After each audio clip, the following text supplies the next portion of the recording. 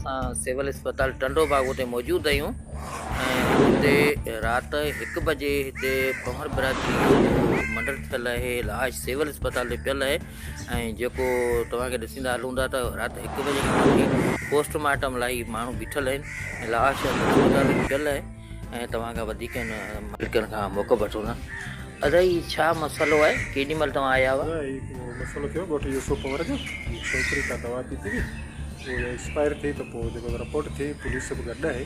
असां राति 1 बजे खां तक़रीबन 2 मिनट अॻु में पहुता आहियूं। 1 बजे खां वठी हिन वक़्त ताईं अञा ताईं बीठा आहियूं। को न डॉक्टर न डॉक्टरियाणी न पोस्टमार्टम कुझु बि कोन्हे, को का शइ कोन्हे। घोड़ा असांखे कई त केरु ॿुधे न को सुणे थो न माण्हू चवणो ऐं जंहिंखां त पुछूं डॉक्टर हिते आहिनि, डॉक्टर हिते आहिनि, डॉक्टरियाणी आहे कोन, बातली वञो। हाणे असीं ग़रीब माण्हू किथां आणियूं एतिरा ख़र्च जेको वरी मातली पहुचूं त LKG अस्पताल आहे जंहिंमें इहा भींग लॻी पई आहे। ॾिसो पिया, तव्हां बि ॾिसो पिया, असां बि ॾिसो पिया, दुनिया पई ॾिसे। अच्छा, पर तव्हां पहिरियों उते हिते ॿिए के माण्हू कंहिंखे शहरी माण्हू कंहिंखे चयो आहे? अच्छा, माना हू हमलो को मौजूदु कोन, हिकिड़ो स्वीपर बीठो, उन वॉइस बि कया आहिनि, मैसेज बि कया आहिनि, उन कोशिशि कई आहे, फ़ोनूं कयूं, फ़ोन खणण लाइ तयारु कोन्हे। ॿियो हिकिड़ो छोकिरो हिते वेठो आहे, अलाए जे डॉक्टर आहे छा आहे, कंपाउंडर आहे, उन खे असां काफ़ी मिनतूं कयूं आहिनि। उन बि जेको चयो था इहो मसइलो लेडीस जो असांजो कोन्हे, पर लेडीस जो आहे त को हिते MS हूंदो, उन खे चयो त उहो ई डॉक्टरियाणी घुराए ॾे न तव्हांखे।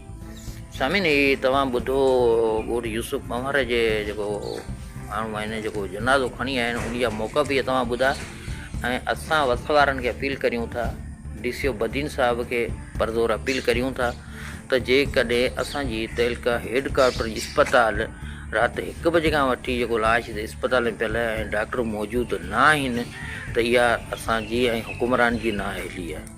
ऐं हीअ 1 बजे ताईं जेको लाश हिते पियल आहे उहो तव्हांखे असीं ॾिसंदा हलूंदा त उन अञा ताईं जेको सो को बि डॉक्टर वग़ैरह मौजूदु हिते न आहे। जेकॾहिं असांखे हिते जेकॾहिं असांजी ख़ाली इलाज त पंहिंजी जॻह ते आहे, पर जेकॾहिं असांजो लाश बि हिते जेकॾहिं गैर महफ़ूज़ हुजे ज़मीन खे ॾिसंदा हलूं त असीं हिते 45 सिविल अस्पताल ऐं हीअ लाश तव्हांखे ॾिसूं पिया, हीअ राति 1 बजे खां वठी पियल आहे। मातली असीं ग़रीब माण्हू हींअर वरी 10,000 गाॾी जो ख़र्चो किथां आणियूं, ग़रीब माण्हू कप चिक में मस हेसि ताईं पहुता आहियूं। त हीअ वॾी LKG अस्पताल आहे जंहिंमें हीअ भींग लॻी पई, मातली वेंदासीं उते वरी असीं कहिड़ा पटका लॻाईंदासीं। हिते त का सहूलियत का बि कोन्हे। हिते असां वटि हेडक्वार्टर इस्पताल में जेतिरो त जीअरनि सां वधियल आहे उन खां वधीक हिते असां मॉलनि सां वेधनि। आख़िर छो DCO साहिब खे असांजी अपील आहे त हिन शइ ते नोटिस खयो वञे ऐं हिते जेके डॉक्टर आहिनि उहे बि ड्यूटी ते मौजूदु कोन्हनि के